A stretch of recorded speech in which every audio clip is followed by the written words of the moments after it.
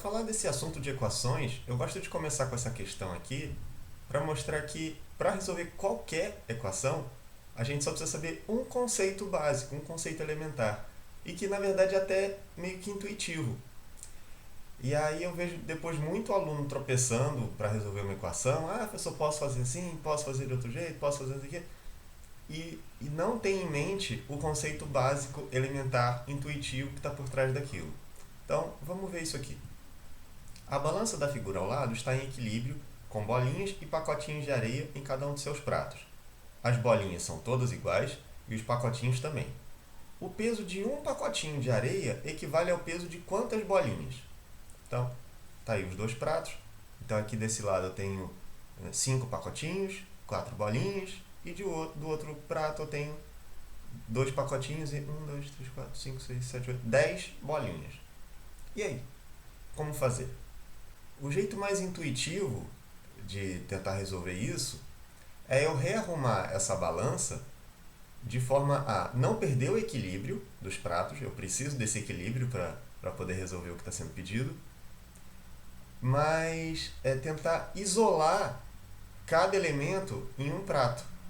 Então deixar tudo que é pacotinho em um lado e tudo que é bolinha de outro lado. E não ter as duas coisas dos dois lados. Certo? Então, por exemplo, para tentar eliminar essas 4 bolinhas daqui, eu posso fazer o seguinte, eu posso tirar essas 4 daqui, mas aí a balança, claro, que vai desequilibrar. Então, eu não posso tirar essa quantia só de um lado, eu tenho que tirar a mesma quantia do outro lado também. Então, daqui eu também vou eliminar 4 bolinhas também. Então, vou até usar aqui os poderes do pente. Pronto. Tirei 4 bolinhas aí de cada um. Então, beleza. Ó. Desse lado aqui eu só tenho pacotinho de areia. Desse lado aqui eu ainda tenho pacotinho e bolinha. Então, vamos tentar tirar os pacotinhos daqui também. E aí vou usar a mesma coisa. Vou remover esses pacotinhos, só que não posso tirar só de um lado. Eu tenho que tirar a mesma quantia do outro lado também, para não desequilibrar a balança. Então, eu vou tirar esses 2 pacotinhos aqui também. Certo? Então, de novo,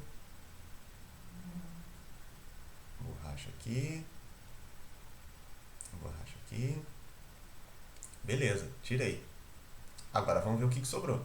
Então eu tenho agora desse lado aqui 3 pacotinhos e aqui 1, 2, 3, 4, 5, 6 bolinhas. E aí? Então aqui vamos tentar agrupar também de 3 em 3. Né? Se aqui eu tenho 3 elementos, aqui eu vou tentar agrupar de 3 em 3 para ver se dá certo. Então, ó, como eu tenho 6 coisas, então eu posso pensar nesses 3 grupos de 2 coisas. Então, cada pacotinho desse aqui equivale a 2 bolinhas dessa aqui. Então, a resposta, o peso de um pacotinho equivale ao peso de 2 bolinhas. Então, eu fiz isso meio que sem fazer conta, né? A menos que você queira considerar que nessa última parte aqui, esse agrupamento de 3 aqui, né? Eu acabei fazendo uma conta, né? 6 coisas para agrupar em 3 partes, né? Realmente. Agora, todo o resto, eu estou usando sempre esse conceito de ou retirar uma mesma quantia dos dois lados da balança, ou eu poderia pensar também, se fosse o caso, não foi o caso que eu usei aqui, mas eu poderia pensar também, se eu acrescentar uma mesma quantia dos dois lados da balança, eu também não altero o equilíbrio, certo? E pronto, é essa a ideia que a gente vai resolver qualquer tipo de equação, qualquer. Então, sempre que eu tiver uma equação, o que eu tenho? Uma coisa igual a outra. É como se fosse uma balança, os pratos equilibrados de uma balança. Então, se isso aqui é igual a isso aqui, se eu fizer a mesma operação dos dois lados da equação, eu não altero a igualdade, eu não altero o equilíbrio, certo? Então vai ser esse o único conceito que a gente vai usar para resolver todas as equações que aparecerem pela frente. Então agora, nessa seção 2, vamos treinar a resolução de equação, e só usando aquele conceito que eu falei, de fazer a mesma operação dos dois lados da igualdade, né, para não alterar a igualdade. Uma curiosidade, todas essas questões que eu coloquei aqui foram retiradas de questões do Enem, né? São parte do desenvolvimento das questões do Enem.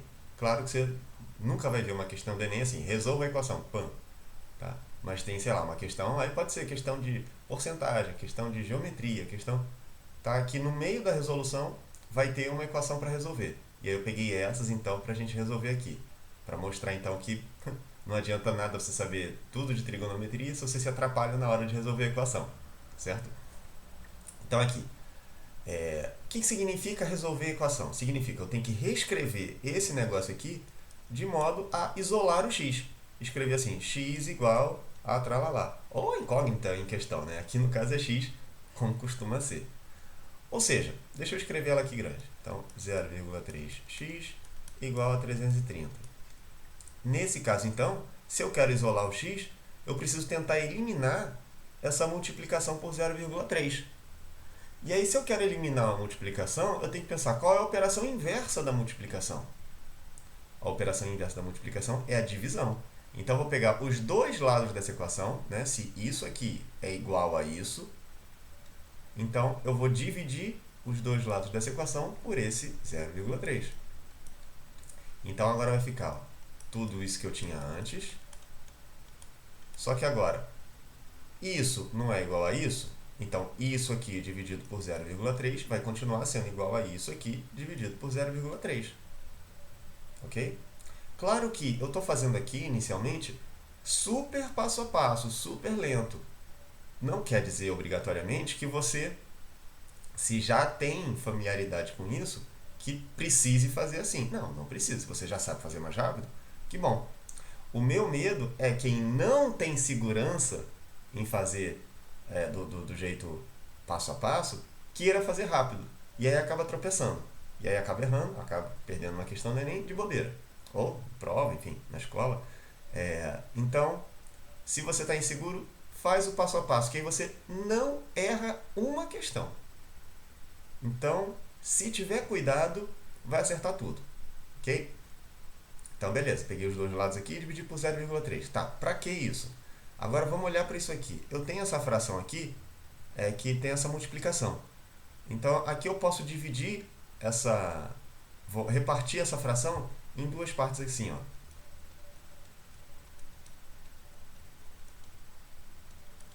Tá? Aqui eu vou manter do jeito que tá para não... Certo? Bom, a gente está acostumado a fazer o caminho contrário, né? Quando tem uma multiplicação assim com fração, a gente transforma em uma fração só.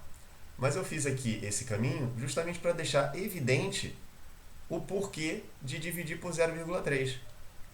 Quanto dá isso aqui? Um cara dividido por ele mesmo. Isso aqui é igual a 1. Então, ó, 1 vezes x é o próprio x. Pronto, então era essa a minha intenção. Isolar esse x, para isso que eu dividi por aquele 0,3. Agora aqui, ó, 330 dividido por um número decimal. Isso a gente também viu lá na parte de números decimais. Quem não viu, aconselho que reveja. Aqui, o jeito que eu acho mais fácil é eu gerar uma fração equivalente para anular essa casa decimal. Como é uma casa decimal só, então basta eu multiplicar por 10 no numerador e no denominador. Então vai ficar ó, 330 vezes 10, que aí é só acrescentar um zero, e 0,3 vezes 10. E aí é só andar uma casinha aqui para a direita com a vírgula. Vai ficar então 3. E essa conta aqui dá até para fazer de cabeça, não precisa armar conta, né? Lembra que, se é questão de Enem, a gente precisa ganhar tempo na resolução. Como que eu vejo um jeito fácil de resolver isso aqui? Ó? 3300 é a mesma coisa ó, que 33 vezes 100. E aqui eu vou usar aquela mesma coisa aqui, né, para deixar evidente. 33 sobre 3 vezes 100. Um erro muito comum é o aluno, às vezes, tentar dividir isso aqui dessa forma assim. Ó. Não é a mesma coisa. Né? Se você pensar na multiplicação de fração, pensa no caminho contrário. Né? Multiplica esses caras aqui, não vai dar isso não. Então deixa eu... Pronto, deixa assim. Aí sim, ó que fácil aqui. Ó. 33 dividido por 3 é 11. Né? E 11 vezes 10... 11 vezes 100, perdão, é 11 seguido de dois zerinhos. Então, resposta... x igual a 1100. Então agora, próxima equação aí. Então, de novo, se eu quero isolar o x, eu preciso tentar eliminar essa divisão por 60. E se eu quero eliminar uma divisão, eu tenho que pensar qual é a operação inversa da divisão, que é a multiplicação. Então a chave aqui é pegar os dois lados dessa equação e multiplicar por 60.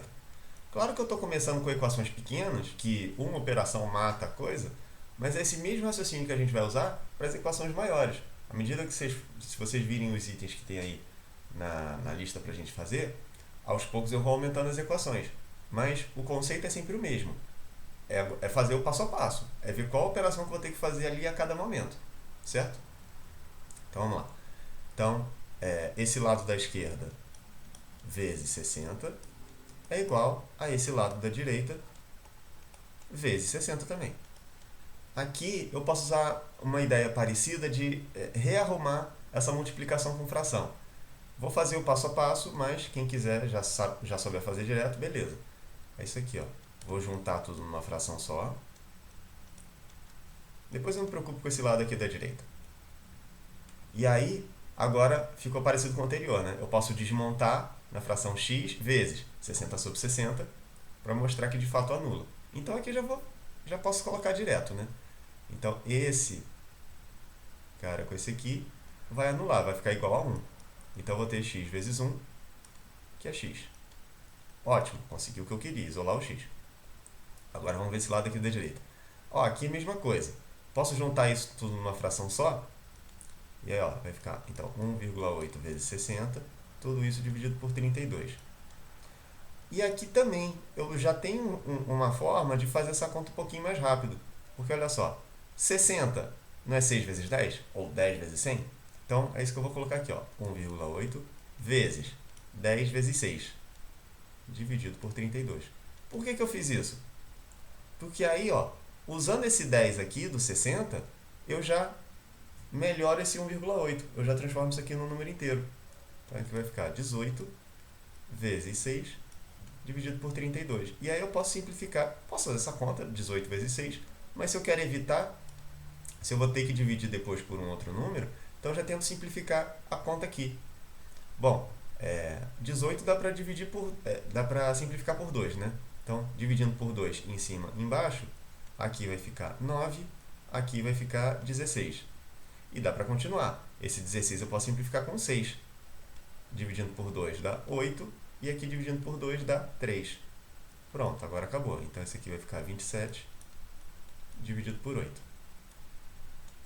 X igual 27 oitavos. Não sei se é o caso, né, se na resolução dessa questão eu poderia deixar na forma de fração. Se sim, acabou, não dá mais para simplificar essa fração. Agora, se eu tiver que transformar para a forma decimal, como que eu poderia fazer? E aí, duas formas. Nesse caso aqui, também tem uma forma mais simples de fazer, que é transformar numa fração decimal. O 8 é um divisor de uma potência. Eu tenho que pensar então se dá para transformar esse numerador aqui em 10, 100, 1000, 10.000, alguma potência de 10. No caso aqui, 10 não dá. 100 também não dá, mas dá para transformar em 1000. Né? O 8 é um divisor de 1000. Então, 8 vezes alguém dá 1000. Quem é esse alguém? Vezes 125. Então, aqui eu também teria que fazer 27 vezes 125. Essa é uma das formas de fazer, depois eu falo outra. Então, vamos armar a conta aqui, ó.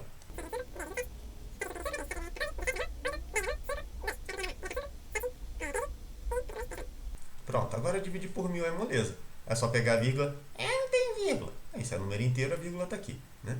Então, e ando 3 casas para a esquerda. Então, 1, 2, 3. Vai parar aqui entre esses dois 3. Vai ficar 3,375. Ok? Esse é o jeito que eu acho mais fácil de fazer.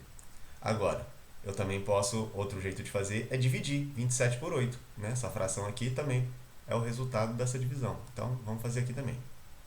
27 dividido por 8. E aí já vou usar um espaço aqui, porque já sei que não vai dar uma conta exata. Né? Até já sei quanto é o resultado.